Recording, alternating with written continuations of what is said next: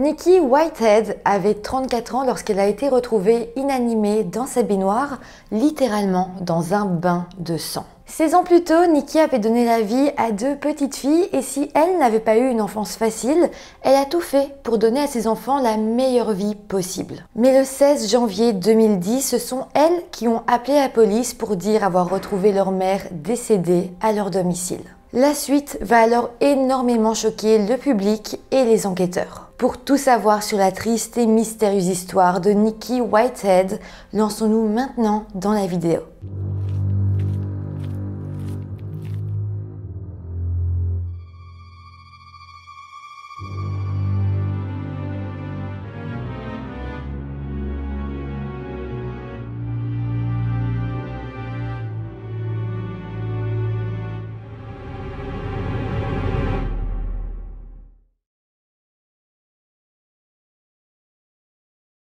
Hello tout le monde, j'espère que vous allez bien.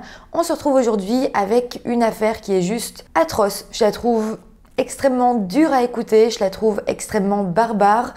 Mais voilà, je la trouvais très intéressante également et c'était pour moi important de vous la partager aujourd'hui sur cette chaîne. Avant de commencer, laissez-moi vous dire que cette vidéo est sponsorisée par les boissons Oli Energy. Oli est la marque de boissons énergisantes et de thé glacé parfaite si vous voulez prendre soin de vous, de votre santé et de la planète. Les boissons énergisantes sont sans sucre, vegan, renforcées en vitamines et faibles en calories.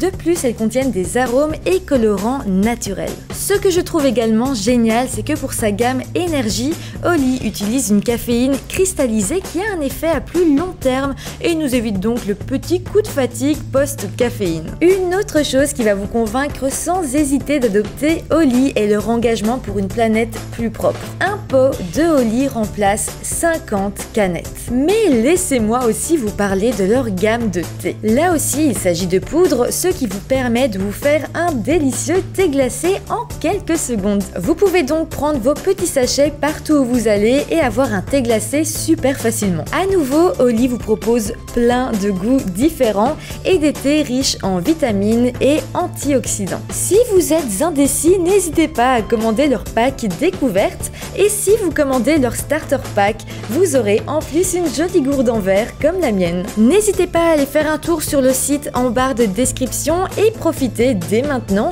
de 5 € de réduction sur votre première commande avec le code Phenixia5 et avec le code Phenixia, vous aurez également 10% de réduction sur toutes les autres commandes. Aussi, les boissons sont livrables absolument partout dans le monde. Donc voilà, comme d'habitude, je vous le rappelle, mais tout est en barre de description. N'hésitez pas à aller faire un tour sur leur site internet, il y a plein de choses, il y a plein de choix, comme vous avez pu le voir, donc vraiment, faites-vous plaisir. Sinon, mis à part ça, je vous rappelle aussi de vous abonner à la chaîne si ce n'est pas encore fait. Merci énormément à tous ceux qui le feront. Ça m'aide énormément, c'est gratuit, ça vous prend absolument pas de temps. C'est juste un petit bouton à appuyer et moi, ça me fait beaucoup de bien, ça m'aide énormément dans mon travail. Donc voilà, merci à tous ceux qui le feront. En tout cas, maintenant que tout ça est dit, eh bien, lançons-nous dans cette triste affaire. Jarmeka Yvonne Whitehead, que ses proches appelaient Nikki, c'est donc comme ça qu'on va l'appeler, est née le 18 avril 1975 aux États-Unis dans l'état de la Géorgie. Son début de vie a été assez particulier parce que sa mère, Linda,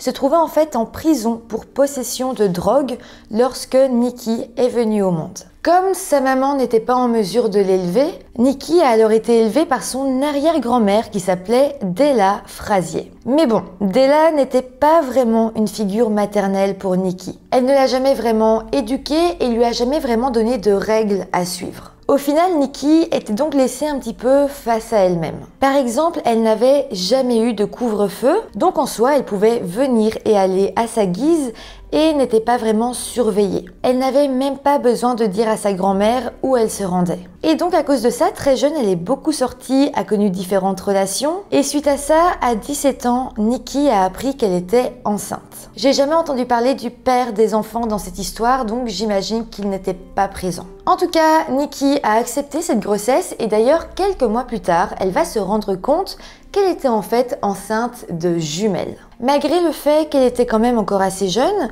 Nikki n'a pas hésité une seule seconde à accueillir ses filles dans sa vie et elle s'est alors promis qu'elle ferait tout pour leur offrir une vie meilleure, le genre de vie que elle n'avait pas pu avoir. Ces deux filles sont alors venues au monde le 27 novembre 1993 et elle les a appelées Jasmiyah et Tasmiyah, mais bon, on les a le plus souvent appelées Jazz et Tas. En tout cas, par la suite, pendant 12 ans, Nikki a continué à vivre chez sa grand-mère avec ses filles et puis en 2005, elle s'est dit qu'à présent ses filles étaient assez grandes et qu'elle devait les protéger des mauvaises fréquentations comme elle en avait eu à leur âge. Donc cette année-là, Nikki a décidé de prendre un nouveau départ. Elle a quitté la maison de sa grand-mère où elle avait toujours vécu et avec ses deux filles, elle est allée s'installer dans la ville de Conyers, à l'est de la ville d'Atlanta, toujours dans l'état de Géorgie, dans un lotissement à Bridle Ridge Walk. Donc en gros, c'était quand même une petite ville, mais à côté d'Atlanta, Atlanta qui était quand même une très grande ville où il y a plein de choses qui se passent. C'était vraiment un nouveau départ et c'était un nouveau mode de vie. Et puis c'est vrai que si Nikki avait choisi cette ville-là, c'était pour aller vivre avec l'homme qu'elle aimait. En fait, en 2000, elle avait fait la rencontre d'un certain Robert Head, un chauffeur de camion de 55 ans, donc quand même assez plus âgé qu'elle parce qu'elle à l'époque n'avait que 25 ans. Mais bon, Robert semblait vraiment gentil, il prenait soin d'elle et donc après 5 ans de relation, elle avait décidé de sauter le pas et d'aller vivre avec lui. Et puis surtout, elle avait pesé les pour et les contre vis-à-vis de l'éducation de ses enfants et aller vivre là-bas semblait être une meilleure décision pour ses filles. La raison principale, et c'est comme je vous l'ai dit, c'est parce que la ville de Conyers était bien plus grande que là où elle vivait avant et elle savait donc que là-bas, ses filles pourraient bénéficier de plus de privilèges. Par exemple, dès qu'elles se sont installées sur place, Nikki a inscrit ses jumelles à des cours de danse et également à des cours de musique. Grâce à ça, elle savait que après les cours, ses filles n'allaient pas traîner dans les rues, avoir de mauvaises fréquentations, mais plutôt avoir des passions, avoir des choses à faire. Et justement, Nikki, dans son enfance, n'avait jamais pu avoir d'activité extrascolaire. Et c'est comme ça qu'elle avait commencé à avoir des mauvaises fréquentations, parce qu'elle n'avait pas grand-chose à faire à part traîner dans les rues de son village. Mais donc là au moins, ses filles allaient pouvoir s'épanouir correctement. Et puis, Nikki a également toujours fait attention au fait que ses filles aient l'air bien soignées, qu'elles portent des habits propres, qu'elles aient les cheveux bien coiffés. En soi, elle voulait vraiment leur offrir tout ce qu'elles n'avaient pas eu et leur donner toutes les cartes pour pouvoir se construire une belle vie. D'ailleurs, ça avait l'air de marcher parce que, en grandissant, les jumelles sont devenues de brillantes élèves et elles avaient même un rêve en commun, celui d'intégrer la grande université d'Harvard.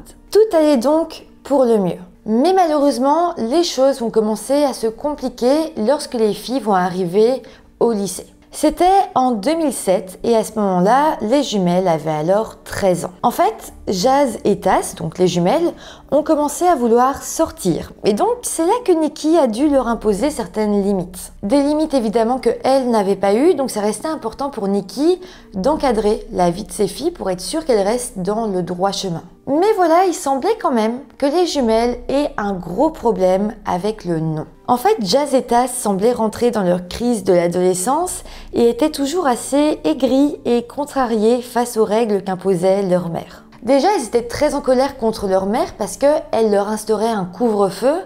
Après, ça me paraît totalement logique parce que les filles avaient 13 ans. C'est normal qu'elles ne puissent pas rentrer à minuit ou 1h du matin. Et puis, il y avait aussi le fait qu'elles limitent les heures qu'elles pouvaient passer sur leur téléphone. Alors oui, on était en 2007, mais les téléphones portables étaient quand même bien installés dans la vie quotidienne. Et donc, Nikki avait déjà été très gentille et avait offert à chacune de ses filles un téléphone. Mais la seule chose qu'elle imposait, c'était d'éteindre le téléphone à une certaine heure les jours où les filles devaient se lever le lendemain pour aller à l'école. Donc oui, il y avait des règles en vigueur, mais c'était pas des règles très strictes. Nikki était vraiment gentille, c'était une maman ouverte d'esprit qui voulait quand même laisser de l'espace à ses filles, qu'elles puissent se sentir indépendantes, tout en instaurant quand même un cadre, ce qui est totalement normal. Mais bon, malheureusement, ça semblait vraiment contrarier les jumelles. Évidemment, quand on est adolescent, on n'aime pas trop que nos parents nous instaurent des cadres, on a envie de pouvoir faire sa vie un petit peu comme on l'entend. Ok, ça c'est aussi normal, mais disons que les jumelles, elles, étaient très fort en rébellion. On n'aurait pas dit qu'elles étaient juste fâchées ou contrariées par rapport aux règles qu'on leur imposait, on aurait plutôt dit qu'elles en voulaient réellement, personnellement à leur mère de leur imposer ça. Et puis c'est vrai qu'un jour, il y a eu un incident qui a un petit peu aggravé les choses. En fait, un jour, toujours lorsque les jumelles avaient 13 ans, Nikki avait totalement confisqué le téléphone de Tass. Mais là encore, il y avait une très bonne raison derrière tout ça. En fait, elle avait découvert que Tass envoyait des SMS à un garçon de 17 ans et que la conversation devenait clairement tendancieuse. Suite à ça, elle lui avait alors repris son téléphone, mais pour les filles, ça avait marqué le début d'une très grande bataille à l'encontre de leur maman. À partir de là, les jumelles n'en faisaient clairement qu'à leur tête. Nikki essayait encore de rattraper les choses, mais c'était comme si elle n'avait plus la moindre autorité sur elle. C'était fou parce que les jumelles étaient rapidement passées de petites filles gentilles et studieuses à deux ados réellement terrifiantes. Et ça va clairement durer pendant des années. En 2010, les filles avaient alors 16 ans et la situation était loin d'être apaisée. Les disputes à la maison devenaient presque violentes et d'ailleurs un beau jour, Nikki avait même été jusqu'à appeler la police. L'agent de police qui avait répondu était une femme du nom de Mira Scruggs. Elle se rappelle que lorsqu'elle avait répondu au téléphone, Jazz et Tass, donc les jumelles, avaient pris le téléphone des mains de leur maman et l'avaient supplié de leur permettre de retourner vivre chez leur arrière-grand-mère, là où les règles étaient plus souples. En fait, clairement, avec cette information, on comprend beaucoup de choses. En fait, les jumelles se sont vite rendues compte que leur arrière-grand-mère avait permis à leur maman de faire énormément de choses pendant son adolescence, qu'elle n'avait pas de règles, qu'elle pouvait sortir comme elle le voulait. Et je pense qu'elles ont été comme un peu jalouses de ce qu'avait vécu leur maman. Ça créait donc une dynamique un peu étrange et malsaine parce que Nikki voulait que leur fille vive autre chose que elle, ce qu'elle avait vécu dans son enfance et son adolescence, alors que les filles, elles, voulaient justement vivre la même chose que leur maman avait vécu. C'est pour ça que Jazz et Tass se disaient, si on retourne vivre chez notre arrière-grand-mère, elle nous laissera faire tout ce qu'on veut et donc on pourra enfin sortir, voir des gens sans avoir de couvre-feu, sans avoir de limites. En tout cas, pour en revenir à ce coup de téléphone à la police, après ça, l'agent Scruggs avait fait un tour au domicile de Nikki et ses filles afin de vérifier si tout allait bien et si les filles se trouvaient quand même dans un bon environnement. Une fois sur place, la policière avait donc pu interroger Nikki et ses filles et elles avaient pu voir que tout le monde vivait dans un bon environnement, mais que les filles semblaient donc faire une très grosse crise de l'adolescence. Je précise quand même ici que Robert, donc le petit ami de Nikki, n'était pas souvent à la maison parce qu'il était chauffeur de camion et donc la plupart du temps, lorsque ces disputes avaient lieu, il n'était pas là. C'est pour ça que je parle pas énormément de lui, parce que oui, il était présent dans le décor, mais pas tant que ça au final. En tout cas, après avoir parlé à Nikki et à ses filles, la policière était repartie, mais c'est vrai qu'elle avait quand même une impression bizarre. Elle sentait qu'il y avait quand même encore pas mal de tension dans la maison, et donc avant de repartir, elle a décidé de rester un petit peu dans la rue en face, histoire de vérifier que les choses ne dégénèrent pas à l'intérieur. Au final, elle a un petit peu zoné dans la rue pendant 3-4 minutes, et là, elle a commencé à entendre des cris qui venaient de l'intérieur de la maison. Elle a alors couru vers la propriété et elle a été accueillie par Nikki qui courait dehors avec son GSM à la main en train de composer le 911 pour à nouveau appeler à l'aide.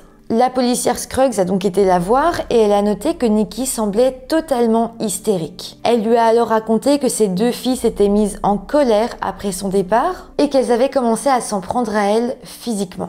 La policière a donc été voir Tass et Jazz, mais de leur côté, elles lui ont raconté une autre histoire. Selon les filles, après le départ de la policière, c'est Nikki, leur maman, qui aurait commencé à s'en prendre à elle physiquement. Donc en gros, c'était la parole des filles contre celle de leur mère. Mais heureusement, la policière a vite pu déterminer que c'était les jumelles qui mentaient. En fait, Nikki avait des égratignures et des marques sur le bras et la poitrine, alors que Tass et Jazz, elles, n'avaient strictement aucune marque de violence sur leur corps. Donc là, on avait clairement la preuve que c'était les filles qui s'en étaient prises à leur mère et non pas le contraire. En fait, à ce moment-là, ce que la policière Scruggs a noté, c'est que les jumelles semblaient avoir un comportement vraiment malsain et violent. Elles avaient menti très facilement à un agent de police et surtout après l'incident, elles étaient étrangement calmes alors que Nikki, elle, était vraiment dans tous ses états. La policière a donc fait un rapport et suite à ça, Tass et Jazz ont reçu une obligation du tribunal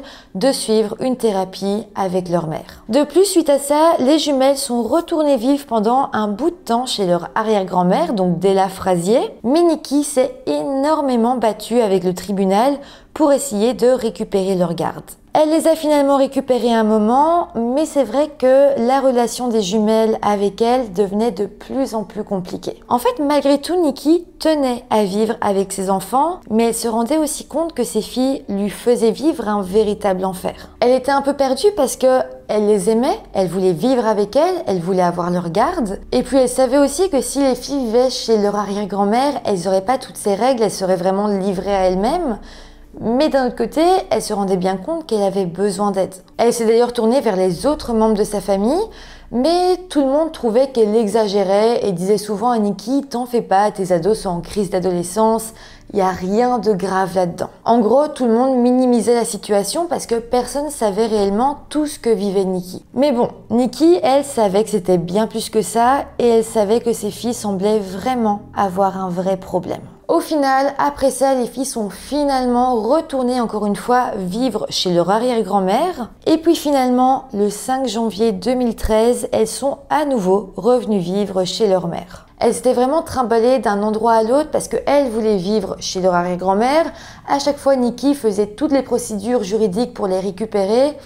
Donc voilà, c'était clairement une situation compliquée. En tout cas, après ça, les filles sont à nouveau retournées vivre chez leur grand-mère. Clairement, elles étaient trimballées d'un endroit à un autre parce que à chaque fois, elles voulaient vivre chez leur arrière-grand-mère, mais leur maman Nikki faisait toutes les procédures judiciaires pour essayer de récupérer leur garde. Donc voilà, c'était une situation vraiment compliquée et peu stable. Mais finalement, elles sont retournées vivre chez leur mère le 5 janvier 2010. Mais malheureusement, quelques jours plus tard seulement, le 13 janvier 2010, un drame atroce va se produire. À ce moment-là, Nikki n'avait que 34 ans et pour rappel, les jumelles en avaient 16. En tout cas, ce jour-là, en fin d'après-midi, juste après la sortie des écoles, des policiers qui passaient devant la maison de Nikki et de ses filles vont se faire arrêter par les deux jumelles. Taz et Jazz semblaient totalement paniquées et bouleversées et elles ont alors dit aux policiers qu'elles venaient de trouver leur mère morte dans la baignoire dans une énorme flaque de sang. Les agents de police sont alors rentrés dans la maison familiale et effectivement, ils ont pu retrouver Nikki dans son bain. Le bain était rempli d'eau mélangée à du sang. De plus, il y avait du sang partout dans la maison. Il n'y avait strictement aucun doute, Nikki avait été assassinée et une enquête pour meurtre a alors immédiatement commencé. Tout d'abord, les jumelles ont été envoyées au service de protection de l'enfance et les enquêteurs ont eux commencé à se renseigner sur l'entourage de Nikki pour essayer de déterminer qui pouvait vouloir la mort de cette mère de famille. Mais voilà, rapidement, les enquêteurs ont appris les problèmes que Nikki avait avec ses filles. Ils sont d'ailleurs tombés sur le rapport de la policière Scruggs et donc ils ont appris que les jumelles s'étaient déjà montrées très violentes envers leur mère et suite à ça, les enquêteurs ont alors commencé à avoir des doutes sur elles. Jasmiyah et Tasmiyah ont alors été emmenées pour être interrogées. En salle d'interrogatoire, les filles ont alors fait preuve quand même de beaucoup d'émotions. Pour vous dire, Jazz pleurait même en disant qu'elle était bouleversée que sa mère soit décédée.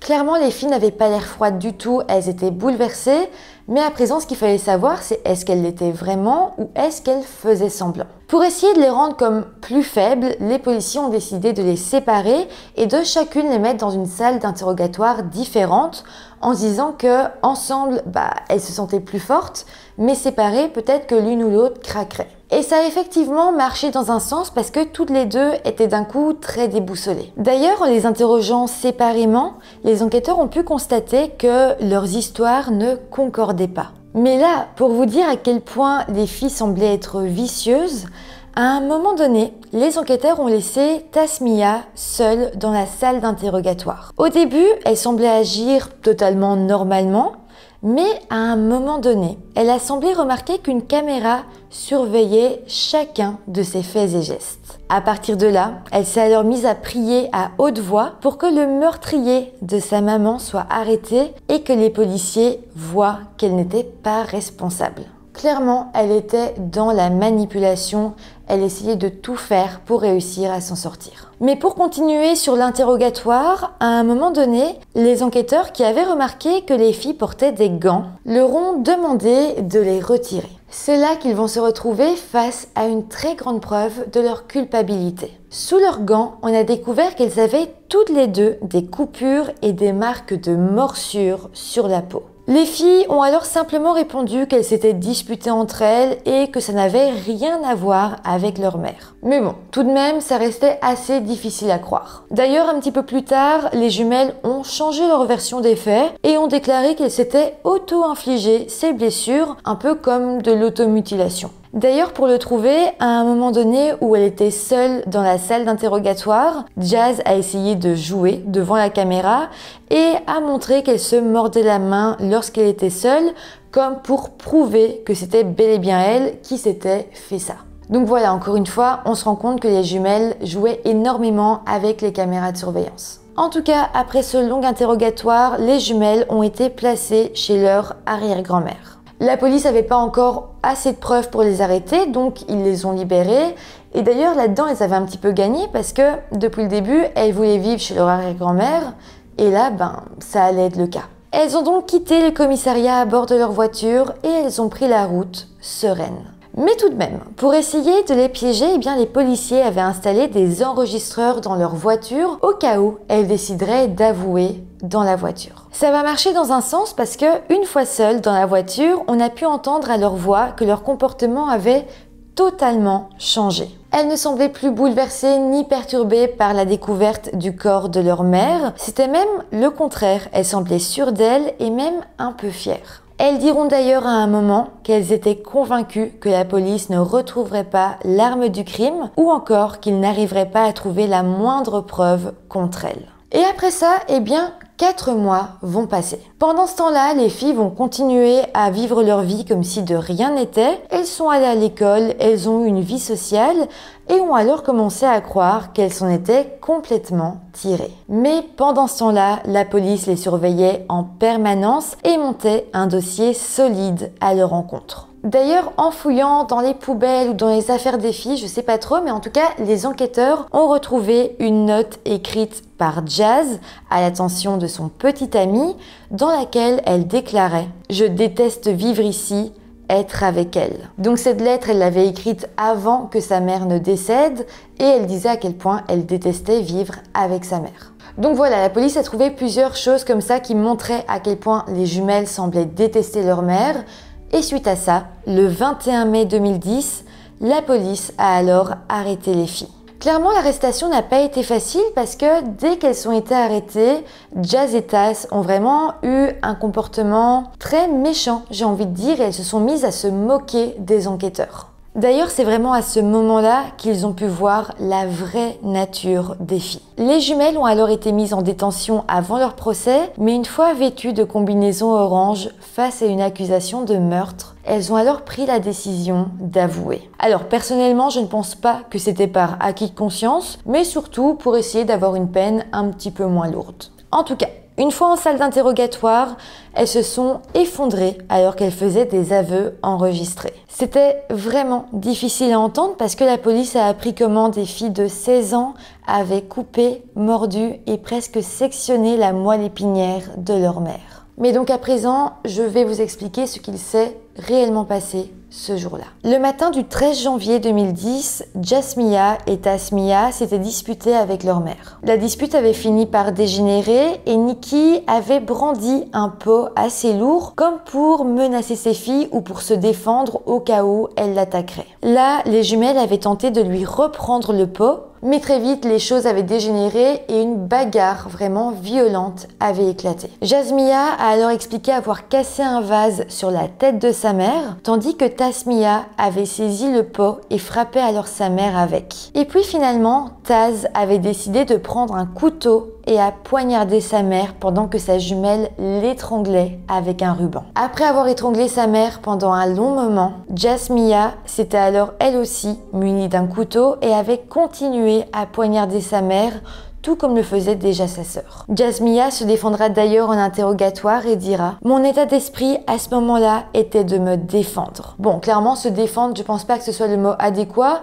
vu que Nikki, à ce moment-là, la seule chose qu'elle avait fait, c'était de prendre un pot et de le brandir. Elle n'avait pas attaqué ses filles, elle les avait pas frappées, simplement, elle avait pris un objet pour se défendre et ses filles, elles, avaient attrapé cet objet, l'avaient frappé avec, avaient pris des couteaux et l'avaient poignardé. D'ailleurs, au bout d'un moment, Jasmiyah avait quand même reconnu l'ampleur des faits et avait finalement confié « Ce n'était pas comme une bagarre dans la rue, c'était plutôt une bagarre jusqu'à ce que quelqu'un meure. » Mais donc, pour continuer sur les aveux, après avoir clairement torturé leur mère en lui donnant de multiples coups de couteau, les filles l'ont traîné jusqu'à la salle de bain, lui ont fait couler un bain et l'ont placé à l'intérieur de la baignoire. À ce moment-là, Nikki était encore vivante, mais elle souffrait énormément. Elle savait qu'elle allait mourir et donc, avant de succomber, elle a regardé ses filles dans les yeux et leur a dit qu'elle les détestait. Après ça, Nikki était à bout de force et elle a simplement sombré dans l'eau de la baignoire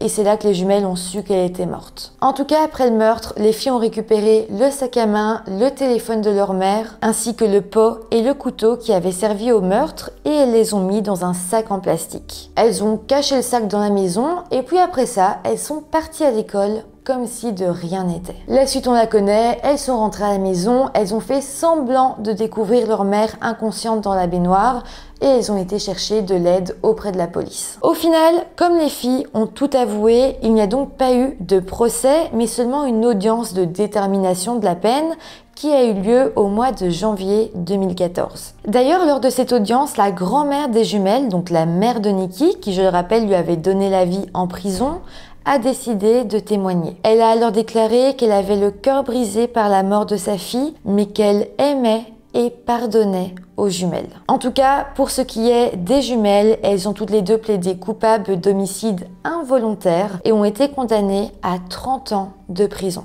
Je précise que même si elles avaient 16 ans, elles ont quand même été jugées comme des adultes et je pense que le fait qu'elles avaient 16 ans a pas mal joué sur le fait que elles ont été reconnues coupables d'homicide involontaire et non pas d'homicide au premier degré. En tout cas, malgré le fait qu'elles aient été reconnues d'homicide involontaire, ce qui est quand même beaucoup moins grave, la peine de prison de 30 ans est une peine qui est quand même assez lourde. Alors, que sont devenues les jumelles aujourd'hui? J'ai pu trouver un article qui date de 2020 et dedans j'ai pu lire que Jasmiyah se trouvait à la prison d'État de Arendal et que Tasmiyah, elle, se trouvait à la prison d'État de Pulaski. Donc en gros, elles ont été séparées et mises dans deux prisons différentes. Normalement, elle se trouve toujours en prison aujourd'hui, mais elle devrait être libérée au plus tard le 19 mai 2040. Mais bon, malgré tout, depuis 2017, elles sont éligibles à la libération conditionnelle et elles ont d'ailleurs déjà eu plusieurs permissions de sortie. Donc clairement, elles seront sans aucun doute libérées avant 2040. J'ai pu lire également dans un article qu'elles avaient exprimé à plusieurs reprises leurs regrets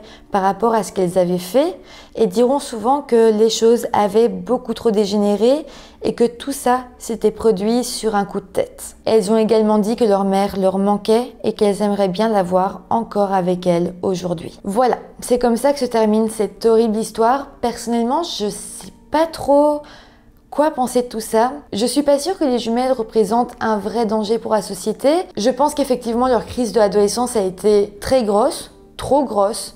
Potentiellement qu'elles ont aussi peut-être un trouble mental. Je veux diagnostiquer personne parce que je suis pas psychiatre ou psychologue. Mais voilà, je me dis que potentiellement en ayant grandi, en ayant appris de leurs erreurs, elles peuvent peut-être se reconstruire une vie et devenir peut-être de bonnes personnes. En tout cas, personnellement, c'est ce que je leur souhaite parce que si elles se rendent compte de ce qu'elles ont fait, elles vont devoir vivre avec ça toute leur vie. Je pense qu'elles s'en rendent déjà compte et que ça leur pèse sur la conscience. Et ça, je pense que c'est déjà une punition en soi. Elles ont fait ça lorsqu'elles avaient 16 ans. Elles ont quand même grandi depuis. En tout cas, j'espère malgré tout que lorsqu'elles sortiront, la justice sera bien derrière elles, qu'elles feront attention à ce qu'elles ne replongent pas dans des choses malsaines. Mais voilà, je pense que c'est tout ce qu'on peut souhaiter. Mais en tout cas, n'hésitez pas à me dire vous ce que vous avez pensé de toute cette histoire. J'attends vos commentaires, je les lirai avec beaucoup d'intérêt.